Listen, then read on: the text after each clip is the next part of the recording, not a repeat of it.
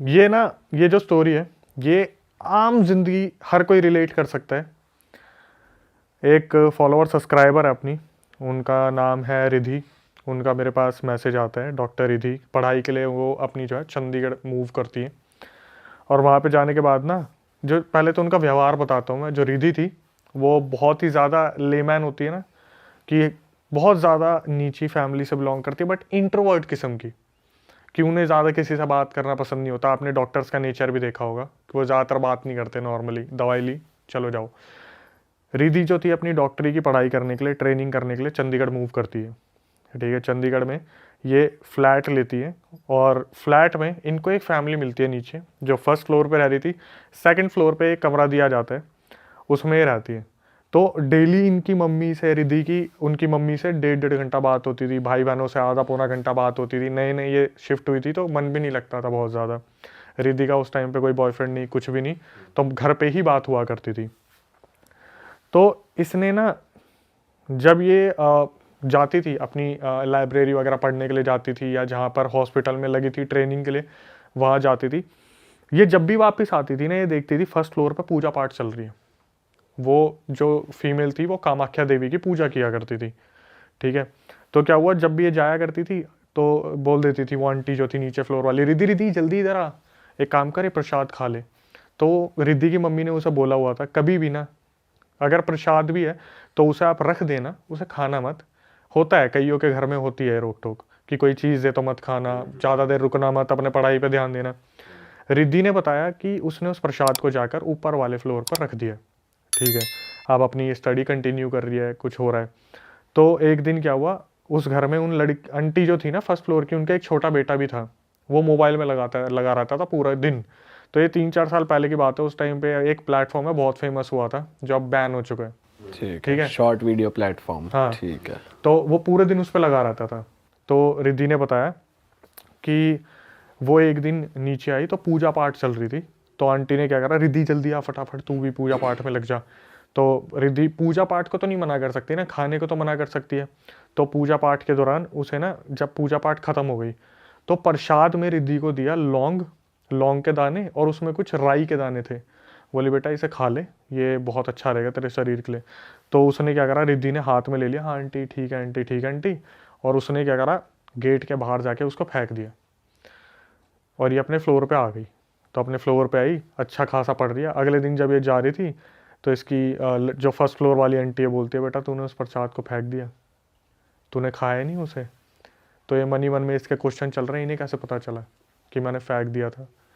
ये अपनी मम्मी को बताती है कि ऐसे ऐसे आंटी ने आज मुझसे पूछा। तो इसकी मम्मी बोलती है, बेटा देख, मैं अभी भी यही एडवाइस दूंगी, तू पढ़ाई पे ध्यान दे, इन सब चीज़ों पर मत दे। तो ये शाम को वापस आती है, तो फिर पूजा पाठ चल रहा है। तो आंटी क्या करती है, बर्फ़ी का डब्बा आगे कर देती है, और वो बर्फ़ी का डब्बा एक ब्रांड का था। तो ये सोचती है ब्रांड में तो क्या ही दिक्कत होगी, थोड़ा सा तोड़ के ये अपने मुंह में रख लेती है। उस दिन के बाद, ये जिस दिन वो खाया ना इसने, उसी दिन के बाद इसके साथ ना अजीब अजीब से इंसिडेंट शुरू हो गए। जैसे ये कहीं भी पैर रख रही है ना, इसका अपने आप पैर चलते चलते टेबल से लग गया। सब्जी काट रही है, उंगलियां कट गई। ठीक है, बाल ड्रायर कर रही है तो बाल बहुत टूट रहे हैं। दांत में दर्द रहना शुरू हो गया। बाल बहुत ज़्यादा, मतलब कुछ ना कुछ हो रहा है कि उसको एलर्जी हो रही है हाथों में, बालों के आसपास। ये अपनी मम्मी को बताती है। तो इसकी मम्मी बोलती है कि मैंने तेरे को मना करा था ना, तू मत खाइयो। फर्स्ट टाइम ऐसा हुआ था पूरे इसकी एंटायर लाइफ में, जब इसने अपनी मम्मी को ना रख रख के सुनाई थी कि तुम्हें मेरी कुछ नहीं पड़ी हुई, तुम्हें कुछ नहीं है, तुमने मुझे घर से निकाल दिया, तुम्हें मुझे बस उस घर से चंडीगढ़ भेजना था ताकि तुम लोग मोच मार लो पीछे से। इसके कभी एटिकेट्स ऐसे थे ही नहीं इस लड़की के, कभी नहीं थे। और ये क्या कर रही है ना, उस फैमिली के लिए, उस फैमिली के लिए इन द सेंस, जैसे उस लड़के का फ़ोन टूट गया, ये अपनी जेब से 30,000 रुपये का फ़ोन मार्केट से खरीद के लेके आई कि ले बेटा ये इसमें देख तू। और अपने भाई बहनों को गालियाँ दे रही है कि तुम मत पढ़ना, तुमसे पढ़ाई नहीं होगी, तुम कुछ नहीं करोगे, निठल्ले हो तुम, निठल्ले, इस परिवार में मैं ही डॉक्टरी करके डॉक्टर बनूंगी, और माँ बाप ने तो मुझे वैसे ही भेज दिया। मम्मी फ़ोन कर रही है। इसने अगले 8-10 दिन के लिए सबको कनेक्शन अपने घर में ख़त्म कर दिया, और ये नीचे वालों के पूरे इन्फ्लुएंस में। मतलब वो बोल रही है ना कि हमारे ऐसे ऐसे एलईडी ख़राब हो गया, तो क्या हो गया आंटी, मैं लेके आऊँगी ना, आप भी तो मेरी मम्मी जैसे हो। एलईडी खरीद के लेके आ रही है, उसके बच्चे को फ़ोन दे दिया, कभी हेल्प के लिए 30,000 रुपये दे दिए, कभी 1 लाख रुपये दे दिए, अपनी सारी सेविंग दे दी। अब क्या हुआ, बीच में आया कोविड। कोविड के टाइम पे जो ये इंटर्नशिप कर रहे थे, इन लोगों को एक होटल असाइन कर दिया था कि आप लोग फैमिली के साथ नहीं रहोगे क्योंकि आपको पक्का कोरोना इफेक्ट करेगा और फैमिली तक आ सकता है। जब ये बंदी उस होटल में मूव हुई ना रहने के लिए, तो धीरे धीरे 8-10 दिन में चीज़ें इसको समझ में आने लगी कि मैं ये कर क्या रही हूँ यार। मैंने अपनी फैमिली में सबसे इतना ज़्यादा कट ऑफ कर दिया। और इसने जब बैंक बैलेंस देखा कि ये 3-4 लाख रुपए लेके आई थी, मात्र 30,000 रुपये रह गए। अगर वो नीचे वाली अपने घर में भंडारा करवा रही है तो इसने 50,000 रुपये दे दिए, इसने 60,000 रुपये दे दिए, कोई कथा करा रही है तो 10,000 रुपये दे दिए। इसको रियलाइज़ होता है कि मैं अभी तक कर क्या रही थी। ये रोती रोती अपनी मम्मी को फ़ोन करती है कि मम्मी मैंने आपको बहुत गलत बोला है। उसकी मम्मी बोलती है कोई नहीं, तू एक काम कर, थोड़े दिनों के लिए घर आ जा। इसका ये बताती है कोविड चल रहा है, कोविड में घर तो मैं आ ही नहीं सकती, मैं इस फील्ड में हूँ। भाई इसको इसकी मम्मी ने बोला तू एक काम कर, तेरे कोई नोन में है ना सिद्ध, तो तू उनसे बात कर। इसने मेरी वीडियो देख ली, ठीक है, कि मैं बता रहा हूँ भूत प्रेत के बारे में ऐसे ऐसे, और पॉडकास्ट देख लिया अपने बाबा के बारे में। तो मेरे पास कॉल आया। अब यहाँ से ना एक झटका, मेरे पास जब कॉल आया ना इसका, तो ये बोली हेलो अक्षय। पीछे से एक ब्लर आवाज़ आ रही है, हेलो अक्षय। एको हो रहा है। एको हो रहा है। अच्छा, मैंने इसे बोला ये कितने टाइम पहले की बात है? ये अभी 3-4 दिन पहले की बात है। बट कोविड तो कब चल रहा था? उसके बाद ये सब जब होता आ रहा है, अभी भी हो रहा है उसके साथ? अभी भी हो रहा है। तो वो अभी भी अपने मकान मालिक के खर्चे कर रही है या उस उससे टाइम side रियलाइज हो गया? उससे साइड हो गई। तो जब इसका भी 3-4 दिन पहले दिन मेरे पास फोन आया था, तब से तो अब तक ये वहां से जा चुकी है, सब कुछ खत्म भी कर दिया। लेकिन इसका मेरे पास अभी कॉल आया जब इसकी मम्मी को इसने बताया ना मेरे साथ ये रेगुलर बेसिस पे हो रहा है, नाखून टूट रहे हैं, कहीं भी पैर लग जाता है, उंगलियां कट रही हैं या कुछ ऐसा हो रहा है। इसने शिफ्ट कर लिया, अब तो इसकी शादी भी हो चुकी है। इसका फोन आया कि अक्षय आप अक्षय बात कर रहे हो, और पीछे से आवाज आ रही है आप अक्षय बात कर रहे हो। डबल आवाज आ रही है। भाई साहब। मैंने इसे बोला कि रिद्धि शायद आपने ना फ़ोन स्पीकर पे रखा हुआ है, तो इसको नॉर्मली आप आ जाओ क्योंकि मेरे को वॉइस एको होती दिख रही है। इसने बोला फ़ोन तो स्पीकर पे नहीं है। तो पीछे से पता क्या बोली, स्पीकर पे नहीं है। भाई मेरे रोंगटे कांप के, उस टाइम में मेट्रो से निकला था, मुझे लगा मेट्रो में कुछ कनेक्शन वायरलेस कुछ प्रॉब्लम हो रही होगी। मैंने बोला रिद्धि आप ठीक हो? तो बोली हाँ। पीछे से आवाज आई हाँ। भाई जैसे जैसे मैं सुन रहा ना, मैं और भी ज्यादा हो रहा हूँ। तो और जो आवाज थी वो मोटी आवाज थी थोड़ी, है उसी की ही आवाज में ही रिपीट हो उसकी आवाज में नहीं थी वो। जैसे अभी मैं बात कर रहा हूँ हेलो, पीछे सारे हेलो, जैसे एक डिस्टर्बिंग से ब्लरी, मैं भाई निकाल भी नहीं सकता उस आवाज को। जैसे बोलते हैं ना कि जब पैरानॉर्मल इन्वेस्टिगेटर बात करते हैं यहाँ पर कोई है हेलो, ऐसे करके आवाज आ रही है बैकग्राउंड में। और मैं बार बार समझने की कोशिश कर रहा हूँ। मैंने बोला मैं आपको ना काट के कॉल करता हूँ। मैंने फिर उसे काट के करा। मैंने बोला कि अभी आप अकेले हो?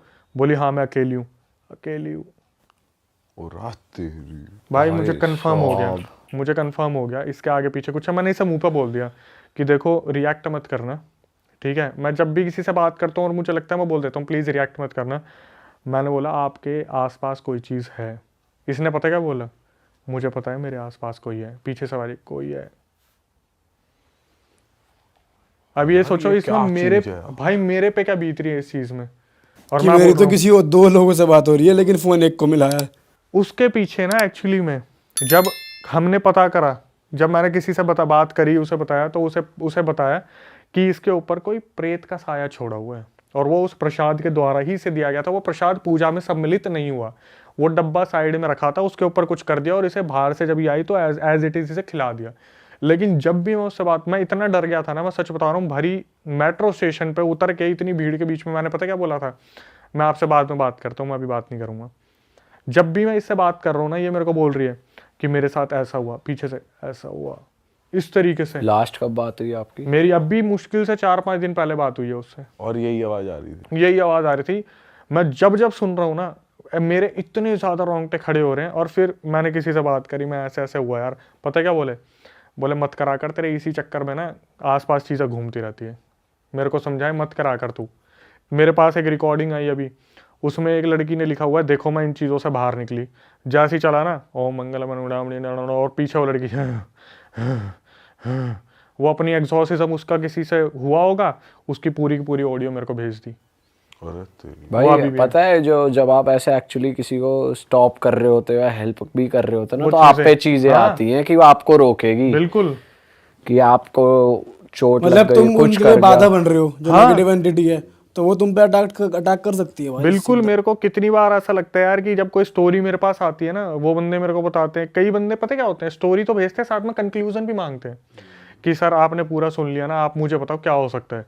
तो जब हम एक चीज मैं बताता हूँ, जब भाई ऐसी रिकॉर्डिंग में सुनता हूँ तो आखिरी में पता क्या होता है, जैसे मैं आराम से बैठा हुआ हूँ, दिमाग भारी भारी और ज्यादा नेगेटिव, कंधे भारी, बॉडी वीक, तो मैं कभी कभार बात करता हूँ यार ऐसे ऐसे ना बॉडी वीक हो गई, तो वो बोल देते हैं भाई आप एक चीज़ को नहीं समझ रहे कि आप जो रिकॉर्डिंग भी ले रहे हो ना वो एक्चुअली में किसी के साथ हो रहा है, ठीक है, तो कहीं आप उसको सॉल्यूशन ना दे दो, इसलिए वो चीज़ें आप पे भी हावी होती है और ये चीज़ें हम पे भी हावी हो जाती हैं उन दौरान। ऐसी अजीब अजीब सी रिकॉर्डिंग आती है। एक बार तो मैंने बताया था, एक कॉल मेरे पास आया और कॉल आने पे पता क्या हुआ, सीधा ना अजीब सा मंत्र शुरू हो गए, सीधा अजीब सा मंत्र शुरू हो गए फोन उठाते ही। फोन उठाते ही। जैसे मेरे को बोला कि प्लीज मुझे तुमसे बात करनी है, बहुत अर्जेंट है, मेरे को एक स्टोरी बतानी है। मैंने उठाया, सीधा अजीब सा मंत्र स्टार्ट हो गए। आप बिलीव नहीं करोगे, 10 सेकंड ना मैं उस कॉल पे खिंचा रहा कि क्या है, मैं काट ही नहीं पाया उस कॉल को। भाई सुनते रहोगे आप तो क्या बोलना चाह रही है। बस मैं ये देख रहा हूँ और मैं ऐसे फोन पे लगा के बैठा हूँ। 10-20 सेकंड बाद मेरे को एकदम से होश आया, भाई ये काला जादू कुछ हो सकता है। मैंने फटाफट कॉल काटा। उसके बाद 5 मिनट तक मेरा ना इतना डिस्टर्ब रहा, मैं हनुमान जी की मूर्ति लेके आया, वो जो पंचमुखी होती है उनके सामने मैं बैठा रहा, हनुमान चालीसा पढ़ता रहा, तब जाके मैं इतना लाइट फील कर रहा था ना।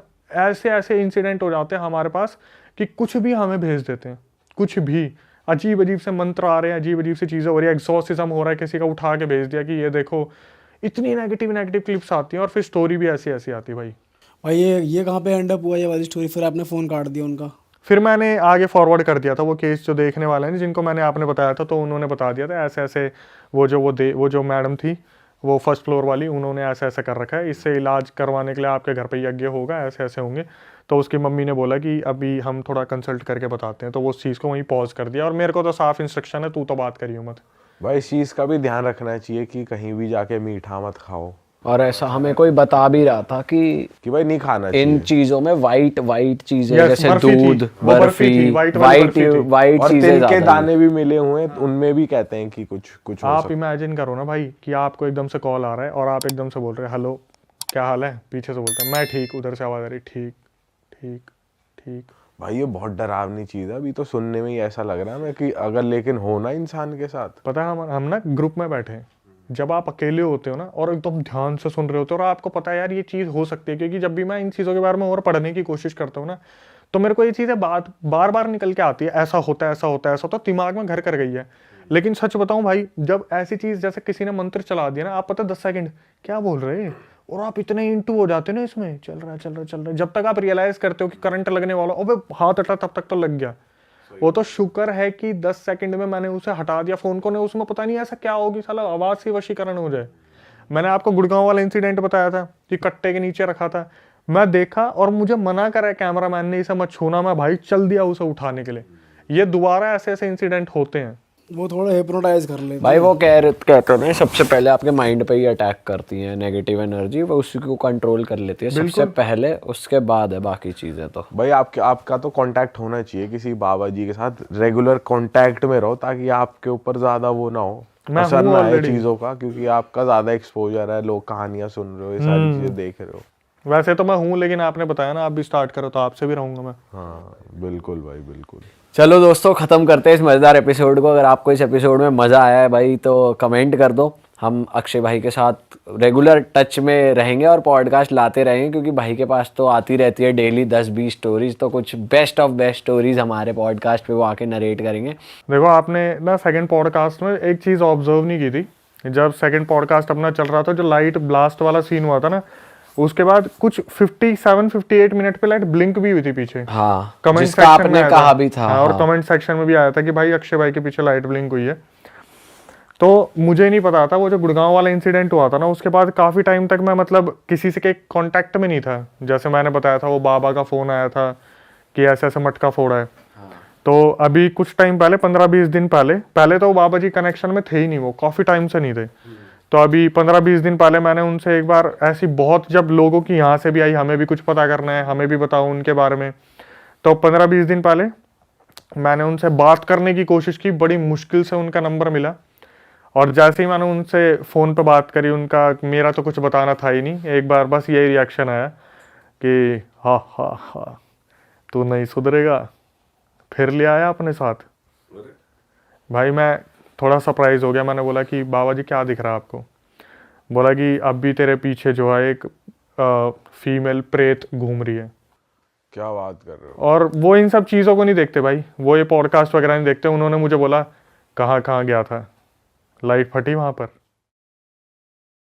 क्या है? इसमें स्टोरी में क्या था, ये ना हर जगह सुनने को मिलती है, मुरादाबाद में भी, यूपी में भी, कहीं ना कहीं आती है कि कुछ कॉलेज का ग्रुप था, तो वो एक लड़के को ना बहुत ज़्यादा टॉर्चर किया करते थे। तो वो लड़का बोलता था कि तुम्हें कोई टास्क देना, मुझे दे के दिखाओ ना, मैं तुम्हें पूरा करके दिखा दूंगा वो टास्क। तो बोलते हैं पीपल का पेड़, बरगद के पेड़, इस जगह पर कील ठोकने से ना जो उन पे बैठी चीज़ें हैं वो बहुत ज़्यादा गुस्सा हो जाती हैं। कील को, लोहे को ना शुरू से एक यंत्र माना गया है किसी भी चीज़ के लड़ने के लिए, रोकने के लिए। तो इन कॉलेज के लड़कों ने क्या करा, उस लड़के को टास्क दिया कि तेरे को क्या करना है, इस रात को जो अमावस्या की रात होती है वहां जाकर उस बरगद या पीपल के पेड़ के नीचे आपको कील ठोक के आनी है। तो सब बहुत दूर थे और वो वीरान एरिया था। वो लड़का भागा भागा जाता है और वो पीछे मुड़ के ना ऐसे कील ठोकना शुरू कर देता फटाफट। और जैसे कील ठोक के उठते और आगे चलने की कोशिश करता है तो उसको किसी चीज ने पकड़ लिया था वहां पे। अच्छा। हाँ, और उसका लड़के का वहीं हार्ट फेल हो गया था। जब उसके दोस्त वहां पे आए तो उन्होंने देखा कि इसने क्या करा, कील अपने शर्ट में ही ठोक रखी थी। ओ, ये जैसे शर्ट पड़ी है, उसने क्या करा, ठोक दी और वहां देखते देखते भागा एकदम से, तो कील से उसकी शर्ट रुकी, उसे लगा किसी चीज ने पीछे से पकड़ लिया। तो तो उससे बेसिकली साइकोलॉजिकली वो ज़्यादा पैनिक हो गया। तो अभी जितने भी केसेस आते हैं उसमें ये भी होता है कि भाई, मुझे स्लीप पैरालिसिस का हम डिस्कस कर रहे थे लास्ट टाइम कि रात को हमें दबा दिया, फिर उसके और रीजन मिलते हैं। कहीं ना कहीं स्लीप पैरालिसिस होते हैं, कहीं कहीं पे गोस्ट एक्टिविटी भी निकल आती है। सही बात है, ज्यादातर तो दिमागी होता है कि भाई कि दिमागी खेल रहा है आपसे। बिल्कुल, ज्यादातर 70-80% भाई दिमाग होता है। 90% दिमाग खेलता है, ये बात है भाई। 10% मतलब उस चीज का एंटिटीज हैं जो तुम पे प्रमाण एक्चुअली भी नहीं मिल पाता ना कि वो ही है आसानी से। देखो मैं बोलूंगा भाई 70-80 बोल सकता हूँ मैं। भाई ने बोला 90 बिल्कुल मानते हैं, क्योंकि कहीं ना मैं जो अभी चीजें देख रहा हूँ कि फैमिली के ना कर्ज चलते आ रहे हैं। जैसे फैमिली के पूर्वजों ने कोई गलती करी और वो हम भुगतते आ रहे हैं अभी तक। भाई अब नई उस पे आते हैं, और ज्यादा डरावना कोई किस्सा है तो बताओ भाई, थोड़े रोंगटे खड़े करो हमारे और जनता के। बिल्कुल भाई, एक बताता हूँ मैं इंसिडेंट। दिल्ली का इंसिडेंट है, राजौरी गार्डन से आया था। लड़की जम्मू कश्मीर की थी और मम्मी पापा के साथ रहती थी अपनी। उसकी 2011 में शादी हुई थी। 2011 से पहले वो लोग जम्मू में रहा करते थे, मस्त उनकी लाइफ चल रही थी। लड़की बहुत खुशनुमा, बहुत अच्छा नेचर, बिहेवियर, सब कुछ बहुत बढ़िया था। 2011 में राजौरी गार्डन में मूव करती है वो लड़की। लड़का जो था उसके साथ बहुत सपोर्टिव था स्टार्टिंग से, बहुत ही ज़्यादा। मतलब कि लड़की की डिमांड और लड़के ने फटाफट पूरी करी कि जैसे मैं राजौरी गार्डन में आई हूँ, यहाँ का कुछ खाने के लिए मुझे लेकर चलो, तो आज ही डिनर पर चलो, आज ही क्या चाहिए खरीदने, ज्वेलरी पसंद है अभी की अभी लो। अब लड़का जो था वो MNC कंपनी में काम कर रहा था। लड़की आई थी, लड़की एजुकेटेड थी। इसने भी किसी गुड़गांव की MNC कंपनी में अप्लाई करा और इसका सिलेक्शन हो गया था। तो लड़की जो थी वो नाइट शिफ्ट करती थी और लड़का मॉर्निंग जाता था। बहुत अच्छा प्यार था, परिवार बहुत अच्छा था। जो लड़का था उसकी बहन थी एक, तो इन लॉज में आ गई, लड़की की सिस्टर इन लॉ थी। वो बहुत अमीर फैमिली में उसकी शादी हुई थी, बहुत ज़्यादा अमीर फैमिली में। तो जब भी वो अपनी इस लड़की से मिलने आती थी, लड़की का नाम मोनी है, मोनी से जब मिलने आती थी ना, तो उसे कुछ ना कुछ गिफ्ट दे देती थी। जैसे परफ्यूम दे दिया कि ये बहुत एक्सपेंसिव परफ्यूम है, मेरे पास था, मैंने सोचा एक तेरे को दे देती हूँ। या कभी कोई टॉप दे दिया, कभी कोई जीन्स दे दी। लेकिन उसमें एक बात सोचने वाली होती थी कि वो जो भी सामान होता था ना, वो यूज्ड होता था। अच्छा, जैसे उसी का यूज्ड। हाँ, ग्रिप खोल रखी है उसकी और परफ्यूम थोड़ा सा लगा रखा, फिर दे दिया। तो जैसे होता है ना, हमारा बड़ा भाई होता है, वो ये टी-शर्ट मैंने पहन के देखी थी, छोटी आ रही है, तू ले ले, वैसे ही उसके पास सारा सामान आता था। तो ये लड़की जम्मू की थी, वहाँ पर ऐसा पहनावा नहीं था कि वेशभूषा बदल गई, वहाँ पे तो बहुत कवर करके रहना पड़ता है, भारी कपड़े पहनने और पड़ते ये हैं। सब उसे पता होता था कि वो यूज सामान हाँ, दे रही है। सब पता था उसे कि यार तो सिस्टर इन लॉ है, प्यार बहुत ज़्यादा है, बातचीत बहुत अच्छी है, तो वो दे देती थी, ये रख लेती थी। अब क्या हुआ, थोड़े टाइम बाद ना वहाँ पर उस लड़की को, मोनी को, सबसे ज़्यादा सपोर्ट करने वाले थे उनके फादर इन लॉ, जो लड़के के पापा थे, कि बेटा मैं हूं ना, तू मेरी बच्ची जैसी है, तेरे को कोई भी दिक्कत हो तू बता दियो। और मम्मी जो थी ना उसके लड़के की, मदर इन लॉ, वो थोड़ा सा चींची चैंचा करती थी कि सुबह जल्दी नहीं उठी, काम नहीं करती, रात को शिफ्ट में आ तो क्या हुआ, करते करते कर लिया कर, सुबह का खाना बना के सो जाया कर। और मोनी रात की शिफ्ट करती थी, सुबह तक थक जाती थी। तो धीरे धीरे सब जो है ठीक चल रहा था। और क्या हुआ, वो जो सिस्टर इन लॉ थी ना, वो बीच बीच में ना इसे अजीब अजीब सा सामान देती थी। जैसे मान लो कभी टावल दे दिया, कभी कोई जैसे मोनी प्रेग्नेंट हो गई थी तो उसे जॉनसन बेबी की एक सोप की बोतल दी। और जो सोप की बोतल थी उसके अंदर पता क्या होता था, जैसे लौंग और वो दालचीनी के दाने, अजीब अजीब सी चीज़ें यूज़ करने के लिए देती थी। लेकिन मोनी जो थी वो कभी भी मना नहीं करती थी अपनी सिस्टर इन लॉ को कि ठीक है यार दे रही है तो बच्चे के लिए अच्छा होगा। अब इसके साथ क्या होता है ना, जब ये 3 मंथ्स प्रेग्नेंट थी तब इसे 3 दिन मतलब एक एक एंटिटी दिखती है रात को, कि कोई एंटिटी है जो इसके आगे पीछे घूम रही है। ये उसको देख के बहुत ज़्यादा डर जाती है। तो ये अपने हस्बैंड को बताती है कि ऐसे ऐसे ना मुझे कल रात को कोई एंटिटी दिखी थी और मेरे को डर लगता है अब इन चीज़ों से। तो उसके हस्बैंड बोलते हैं देख तू नाइट शिफ्ट करती है, तेरे को हो जाता होगा हेलुसिनेशन वगैरह, कुछ वहम हो जाता होगा, ऐसा कुछ भी नहीं है। इसने अपनी मदर इन लॉ को बताया, उसने तो दूध काट दिया, चलना तू पागल कहीं की, नाइट शिफ्ट मत करा कर, छोड़ दे नौकरी इधर से नहीं हो रहा। तो मिस जिस दिन वो एंटिटी दिखी थी ना, 3 दिन बाद लड़की का अजीब तरीके से मिसकैरेज हो जाता है। अच्छा, अजीब तरीके से भाई, ये बहुत ज़्यादा डिप्रेशन में चली जाती है। और ये फीमेल के लिए शायद ऐसी सिचुएशन है जो वो अनएक्सपेक्टेड था। तो वो जो सिस्टर इन लॉ है वो आती है घर में, क्या हुआ, मिसकैरेज हो गया, कोई नहीं ठीक है, कोई नहीं, तू एक काम कर, पानी पी। बोतल निकालती है उसे और पानी पिला देती है। तो बस पानी में से अजीब सी स्मेल आ रही थी, वो पी लेती है, फिर ज़्यादा ध्यान नहीं देती। ऐसे सिचुएशन में तो रोना आ रहा है तो उस पर ध्यान दिया जाएगा, ठीक है, उसे समझाते हैं कोई नहीं ठीक है, जो है हो गया कोई नहीं। तो फिर फादर इन लॉ जो थे ना उसको बहुत ज़्यादा सपोर्ट करते थे, बोलते बेटा जो नसीब में लिखा होता है वो तो होता ही है, तो कोई नहीं दोबारा कर लेना यार, अगर ऐसा सही रहेगा कोई नहीं। धीरे धीरे सिचुएशन निकलती है और ये खुद को संभालती है। अगले साल फिर ये कंसीव होती है। अब सबको बहुत आशाएं हैं घर में, भाई किलकारियाँ गूंजेगी, बहुत बढ़िया होगा। इसे फिर अचानक से रात को एक एंटिटी दिखती है और इसके दिमाग में यही चल रहा है कि यार इस बार कुछ दिक्कत ना हो। तो ये इन बिटवीन ना बहुत पूजा पाठ करने लग जाती है। तो अगले 3 दिन बाद दोबारा इसका मिसकैरेज हो जाता है। 2011 में शादी हुई, 11-12, 1 मिसकैरेज, 2 मिसकैरेज, 3, 4, 5, 6, 7 मिसकैरेज इसके हर साल होते हैं। अरे हर साल सेम तरीके से कि एक एंटिटी दिख रही है, 3 दिन बाद मिसकैरेज। और एंटिटी क्या दिखती है कि एक फीमेल है, ब्लैक सी शैडो है, इसके कमरे में घूमती है। एक बार इसे दिखी थी बहुत अजीब तरीके से कि ये लेटी हुई है। इसने आँख खोला, देखा ऊपर पंखा है और पंखे के ऊपर वो बैठी हुई है फीमेल, और उसके पैर इसके बगल में झूल रहे हैं। ओह, अब आप हाइट देख लो, तो वहां बैठी हुई है और उसके पैर इसके बगल में झूल रहे हैं। बाप रे। जब भी ऐसा कुछ भी ऐसा होता था ना, हमेशा इसका मिसकैरेज होता ही होता था। 7 मिसकैरेज होते हैं। तो इसको जो सपोर्ट करने वाले थे ना वो फादर इन लॉ थे। 2011 से 2015 में उनकी डेथ हो जाती है। तो इसे अब सपोर्ट करने वाला कोई नहीं है। और इसकी जो सासू माँ थी, इसे पता कैसे बुलाती है, ओए बांझ बांझ, भांजे मतलब जिनके जो बच्चे नहीं होते, बच्चे नहीं कर सकती। ओए बांझ चल रोटी बना दे। सिस्टर इन लॉ आती है, बोलती है समय खराब चल रहा है, सब ठीक हो जाएगा, कोई नहीं, तुम दोबारा करना कुछ ना कुछ कोशिश। दोनों ने टेस्ट करा लिए, लड़का भी ठीक लड़की भी ठीक, लेकिन मिसकैरेज हो रहे हैं। 7 मिसकैरेज अब तक हो चुके हैं। फिर ये लोग डिसाइड करते हैं कि भाई ये काम करते हैं, सैरोगेसी से बच्चा कर लेते हैं। तो सैरोगेसी एक प्रोसेस है जहाँ पर मेल फीमेल दूसरी किसी फीमेल से बेबी लेता है। तो ये एक लड़की को अडॉप्ट करते हैं 2017-18 में, ठीक है।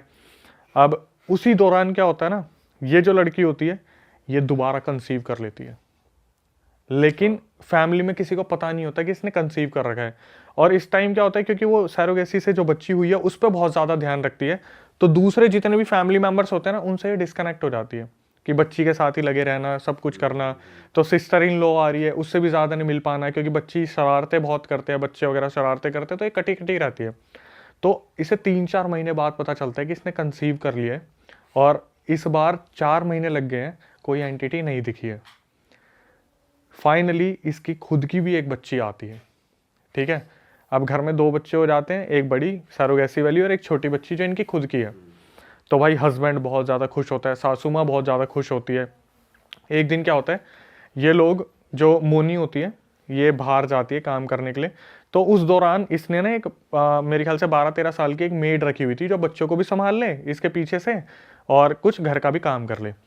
तो जब मोनी वापस आती है ना, तो मोनी देखती है कि वो जो लड़की है मेड, वो बुरी तरीके से रो रही है कोने में बैठ के, बहुत बुरी तरीके से रो रही है। तो मोनी जाती है, क्या हुआ, तू ठीक है, तेरे को मैंने पैसे कम दिए, तेरे घर में कोई दिक्कत है, तेरे को खाने को नहीं मिलता, या मम्मी ने तेरे को कुछ बोल दिया। वो लड़की ने एक ही स्टेटमेंट बोलती है कि दीदी आप बच्चियों को लेकर इस घर को छोड़ के यहाँ से चले जाओ, आप यहाँ पे सेफ नहीं हो। भाई वो जो मोनी होती है वो एकदम से सदमे में आ जाती है, बोलती है कि तू पागल है, कैसी बात कर रही है, क्या हुआ। तो वो देखती है सासू माँ दूर से आ रही है, इसे कमरे में लेके जाती है अपने पर्सनल कमरे में, बोलती है कि मुझे बता क्या हुआ है। तो वो बहुत देर तक तो बोलती नहीं बोलती, रो रही है, पागलों की तरह रो रही है, नहीं आप ले जाओ बच्चियों को, ये मेरी बहनें जैसी हैं, प्लीज़ इन्हें ले जाओ यहाँ से। तो जब मोनी एकदम से उसे थोड़ा इमोशनल करती है ना कि मैं भी तेरी बड़ी बहन जैसी हूँ, तू मेरी छोटी बहन है, हमारा इतना इतना पुराना रिलेशन है, मैं हमेशा तेरे को बना के रखती हूँ, तेरी भी तो बहनें जैसी हैं। तो वो पता क्या बोलती है कि जब आप अभी काम से बाहर गए थे ना, तो मैं आपके यहाँ पे पोछा लगा रही थी, तो mummy ji, sister in law और आपके हस्बैंड बैठ के बात कर रहे थे कि हमने कैसे ना कैसे 7 बच्चों को तो मार दिया, अब एक काम करते हैं, जो सैरोगेसी से जो बच्ची हुई है ना उसे हम रख लेंगे, क्योंकि वो तो मतलब लड़के की औलाद है। जो 8वीं बच्ची हुई है ना उसे भी हम मार देते हैं। अरे तेरी 7 बच्चों के जो मिसकैरेज हुए थे वो इन्होंने करवाए थे। जो सिस्टर इन लॉ थी ना वो शुरू से ब्लैक मैजिक करती आ रही थी। वो जो यूज्ड सामान दिया जाता था, परफ्यूम दे दिए, कपड़े दे दिए, ऑयल दे दिया, उन सब में ब्लैक मैजिक की चीज़ें लगाई जाती थी। और ये क्यों कर रहे थे, सबसे पहले तो जब मोनी ने ये सुना ना, वो उन दोनों बच्चियों को उठा के वहाँ से रातों रात भाग गई। दिल्ली के किसी होटल में वो रुकी 2-3 दिन। उसने अपने मम्मी तो उसकी भी एक्सपायर हो गई थी मोनी की, पापा को फ़ोन करा जम्मू में कि मेरे को अभी मेड ने ये सब कुछ बताया। उन्होंने अभी उस लड़के पे केस कर रखा है इसी चीज़ का कि प्रॉपर्टी में से कुछ मिले। बट जो हुआ था कि 7 लड़कियों की या बच्चों की बलि दी गई, वो क्या था, उन्होंने अपने पास एक जिन पाल रखा था। अच्छा, वो 7 बच्चों की बलि दी उस जिन को। तो मोनी ने मेरे को कॉल रिकॉर्डिंग पे बताया, अक्षय मैंने कभी ये नहीं सोचा था कि पंकज की इतनी सैलरी नहीं है, इनके पास भाई इतना। नाम मत रिवील करो, पंकज गलत नाम है। अच्छा गलत नाम है। हाँ, कि पंकज की इतनी सैलरी नहीं है, पंकज इनके पास पैसा इतना कहाँ से आ रहा है। और सिस्टर इन लॉ का सबसे बड़ा रोल था कि उसके हस्बैंड कुछ भी नहीं करते थे। जब शादी हुई थी ना उनकी, जो सिस्टर इन लॉ की शादी हुई थी उससे 3 साल पहले तक उनके पास सेंट्रो थी, आज उनके पास ऑडी मर्सिडीज है बिना कुछ करे। लड़की ने बताया भाई जिस मिट्टी पे हाथ रख देते थे ना वो सोना बन जाता था। अच्छा। जहां हाथ रख दिया वही सोना बन गया। 7 से 8 बच्चों की बलि दी गई थी। बताओ हस्बैंड भी मिला हुआ है। यही तो सबसे बड़ा है, जब उसने बताया कि मदर इन लॉ है, जो लड़का है, और सिस्टर इन लॉ जब कोर्ट में मिले ना आपस में, तो जैसे मोनी थी वो उससे बात कर रही है कि ठीक है अब आगे जो देखते हैं क्या होगा क्या नहीं होगा। उसकी मम्मी आके पता है क्या बोलती मदर इन लॉ कि सुन तू तो बच गई, इसके लिए कोई और ही ढूंढ दे। किसके लिए, मतलब बेटे के लिए कि कोई और, मतलब यही फिर यही पूरा प्रोसेस हम करें कि तू तो बच गई, इसके लिए पंकज के लिए कोई और ढूंढ दे। भाई ये कर क्या रहे हैं, हो क्या रहा है, मतलब क्यों कर क्या रहे हैं कि अमीर होते जाएंगे, बस दूसरों का ट्रेजर खा लो, मतलब जिन से काम करवा रहे हैं, पैसा बन रहा है और उस जिन को बदले में वो दे रहे हैं, बच्चे की मौत बलि जा रही है। ये क्या दुनिया हो गई है यार। जब इसने पता करा ना, फीमेल ने, इसके कोई कलीग था ऑफिस में जहाँ नाइट शिफ्ट करती थी, उसकी कोई बुआ में आती थी देवी बेबी, तो इसने पता करा कि 7 बच्चों का हुआ क्या। तो बताया कि तेरे पीछे ना कम से कम 6-7 जिन छोड़ रखे हैं, जो एक तेरी खूबसूरती कम कर रहा है, एक तेरे को मोटापा दे रहा है, एक तेरा सारा पैसा खत्म कर रहा है, एक बच्चों की बलि ले रहा है, एक जो तेरे को दिखता है सतर्क करने की कोशिश करता है, एक जो है तेरे को पूरे मारने की तैयारी में, पूरा सब कुछ गिनवा दिया। वो लड़की बता रही कि वो ना जम्मू में एक टाइम पे बहुत बड़ी पब्लिक सेलिब्रिटी रही थी, कुछ होता है ना वहाँ कॉम्पिटिशन्स होते हैं, वहाँ पर सेलिब्रिटी रही थी। यहाँ पर आते आते ना उसकी खूबसूरती रातों रात खत्म होती जा रही है, मोटापा आता जा रहा है, तो ससुराल वाले बोल रहे बैठ के काम करेगी तो मोटापा तो आएगा ही। ये नहीं बता रहे कि भाई इतना सब कुछ इंटरनली चल रहा था, लड़की की जिंदगी बची है। लड़की ने कॉल रिकॉर्डिंग में आखिरी में बोला कि मैं इंडिपेंडेंट होके इतनी खुश हूं ना, अगर आज मैं उस फैमिली के साथ रह रही होती तो मेरा सब कुछ चला जाता अभी तक। बाप रे भाई यार ये भी साला अलग ही चीज है, किस घर में तुम्हारी शादी हो रही है, वो घर वाले कैसे हैं, क्या करते हैं। बोलते हैं, इतना भी बोलते हैं कि वो जो फादर इन लॉ 2015 में खत्म हुए थे ना, उसकी भी बलि दी गई है। अरे जो सपोर्ट करते थे उस लड़की को। अरे वाह, आपने ये वीडियो यहाँ तक देख ली भाई, तुमने हमारी मेहनत सफल कर दिया। तुम ही लोग हो असली रियल हिट। और अगर आपको बहुत मजा आ रहा है ऐसी क्लिप्स में, ऐसी वीडियोस में, तो फटाफट जाइए प्लेलिस्ट पे बिंज वॉच कीजिए, सारी वीडियोस देख डालो और मौज काटो। That is it. हम मिलेंगे नए पॉडकास्ट में, नए क्लिप में। Till then bye bye, see you, take care, do subscribe.